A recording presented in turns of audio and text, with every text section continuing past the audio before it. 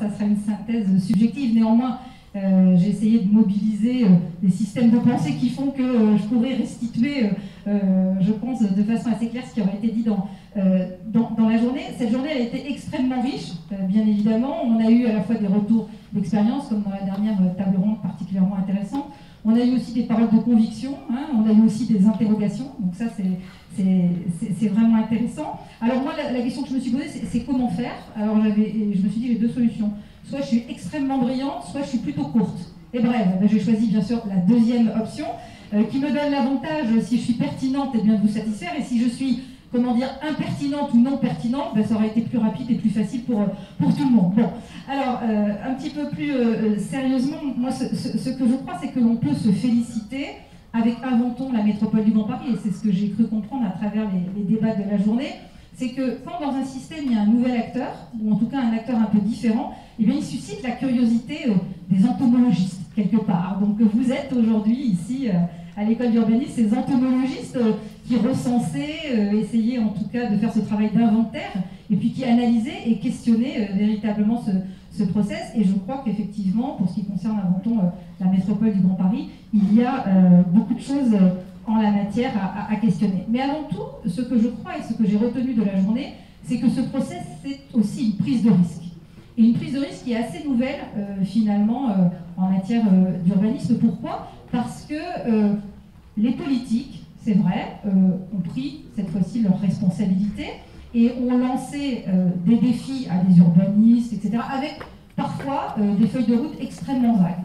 Donc finalement, ces projets, ils vont avoir à les assumer, peut-être sans en avoir eu exactement les tenants et les aboutissants. Mais c'est ce qui fait tout l'intérêt, je crois, de cet appel à projet. Moi, c'est cette notion de prise de risque qui est à interroger et à analyser, qui m'a particulièrement intéressée. Alors en fait, si on veut faire, je dirais, une analyse en deux parties, et ça c'est un atavisme de mes études d'il y a assez longtemps, on peut, je crois, analyser les éléments vertueux, bien évidemment, de cet appel à projet, qui ont été d'ailleurs soulignés par nombre des intervenants aujourd'hui, avant, bien sûr, de se poser des questions sur les limites aussi de cet appel à projet. C'est très simple, mais comme ça, tout le monde comprend mieux. Donc, dans les éléments vertueux, je crois que la première chose, c'est que cet appel à projet, il invite à cesser de réfléchir en silo et se mettre à travailler en mode projet, ce qui n'est pas du tout évident pour les élus, je le dis, hein, je le reconnais bien volonté, c'est peut-être plus facile pour les intellectuels, pour les urbanistes, etc. Pour les élus, c'est pas toujours facile. Alors, heureusement, il y a des élus qui ont aussi des vies antérieures qui leur permettent d'appréhender ce genre de raisonnement, mais c'est pas toujours facile. Il permet de décloisonner la prise de décision, on l'a dit. Donc c'est toujours un effet d'ouverture qui est bénéfique. Il est le catalyseur de projets qui n'auraient pas vu le jour, qui sont tous des projets complexes, on l'a dit, effectivement. Donc il n'y a pas de projet simple, ça c'est quelque chose qui est intéressant. Mais c'est là où se trouve justement l'effet de levier. Quand il y a des contraintes, eh bien, l'agilité que l'on doit avoir face à ces projets doit nous permettre d'en tirer des effets de levier pour que les choses soient plus faciles. Et puis, il a surtout aussi, et ça c'est Jean-Yves Le Lyonnais qui l'a dit, permis de se poser la question de l'aménagement autrement qu'en termes de pouvoir. Et ça, c'est quelque chose de particulièrement vertueux sur le territoire de la métropole. On sait que, bien sûr, cette métropole elle est enfermée dans une discussion institutionnelle, mais c'est avant tout un espace fonctionnel qui n'est pas enfermé dans ses frontières administratives. On n'a pas parlé de 3 projets qui ont été intégrés à Inventons la métropole du Grand Paris et qui ne font pas partie des limites administratives de la métropole du Grand Paris, ce qui démontre qu'on peut fort bien travailler dans un système de pensée qui est identique, ou en tout cas qui va dans le même sens, sans être forcément partie de l'organisation administrative. Je pense là bien sûr aux 3 projets qui sont sur Grand Paris Sud. Alors, cet appel à projet Inventons la métropole, il a aussi suscité une nouvelle façon d'organiser les groupements. On l'a vu, ça c'est très important. On a beaucoup travaillé sur la volonté d'intégrer, alors on parlait des PME, etc., on est carrément allé jusqu'aux startups. On a fait 4 événements qui ont été particulièrement significatifs, où là les groupements sont venus et ont rencontré des startups. Alors bien sûr, le devenir des startups n'est jamais assuré. Et alors, l'originalité justement de ces mises en relation, c'est de permettre la discussion, de poser des questions et puis aussi de s'associer sur un projet commun. Alors une fois qu'on a dit ça, bien sûr, on est bien conscient qu'il y a des limites, et c'est, je crois, la question que vous posez en filigrane dans toute cette journée, parce que ce projet, il n'est pas abouti. Pas qu'il soit inachevé, mais il n'est pas abouti. On est véritablement à 50%. Voilà, on a fait des promesses d'investissement. Enfin, moi je dis 50% parce que les résultats ont été... après on peut recommencer à zéro et on a encore une grande marge de progression, de pense pas. Mais c'est véritablement là la question de l'opérationnalité qui est très importante, sur laquelle vous allez, vous, école d'urbanisme, pouvoir travailler, mais sur laquelle surtout les groupements et les élus vont se retrousser les manches pour véritablement réfléchir.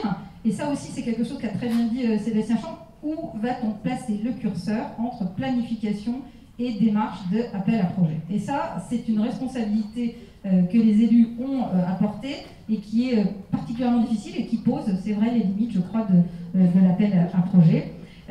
Il y a aussi une chose qui est très importante, mais qui n'est pas abordée parce que la métropole n'a pas encore créé de projet métropolitain, mais parce que l'appel à projet était censé justement cristalliser un projet. On est un peu dans la sérendipité, hein, on découvre les choses comme ça au fur et à mesure. Il va falloir mettre en cohérence effectivement ces projets sur les territoires, et c'est aussi la question que posait Guénel. Elle n'a pas eu ses interlocuteurs, elle ne les a pas eu peut-être pour des raisons politiciennes, ou elle ne les a pas eu tout simplement parce que la démarche était encore plutôt tout au début. Mais en tout cas, moi, ce que je retiens, c'est que cette démarche inventant la métropole, et les questions que vous posez le prouvent, elle est très ambitieuse.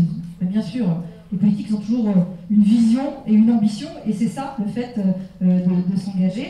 Et c'est très important parce que dans cette démarche, les élus vont véritablement se réapproprier la décision politique sur leur territoire en faisant confiance à des groupements sur lesquels ils n'ont pas la maîtrise totale. Et ça aussi, c'est une nouvelle façon de travailler. C'est tout le travail de dialogue qui va s'instaurer à présent entre le projet tel qu'il a été choisi en tant que lauréat et les phases d'opérationnalité et de réalisation.